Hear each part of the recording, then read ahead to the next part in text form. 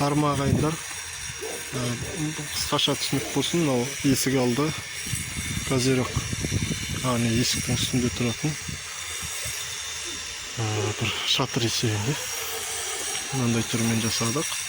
Ұзындығы 2 метр, ені 1 метр. Үсті 20-20 профиль, үсті 20-40 профиль, асты 20-20 профильді труба. Сосын андай анкермен отырғызамыз. 1-2 мынандай жерінде жалпы 6 дана анкермен отырғызылады стендке, қабырғаға. Осындай түрі бар, осындай. Козерогтың осындай түрлерінде құрастырсаңыздар болады.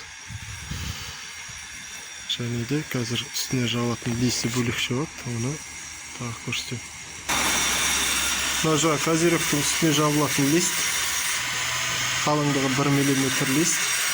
Жалпы гидрокарбонат жапқан қолай бар, бірақ ауылда біз тұратын кейде ондай материал оңай таптырмайды, сондықтан да осындай бірлік листті үстіне басқаша түспен бояп салып жіберіп жатырмыз. Козерогтың үстіне осындай түс, осындай лист шурупталады. Және де бітірген күйі қондырған кейін түсіруге әрекет етеміз. Козерогты толық жұмысын бітірдік. Стендке орнаттық.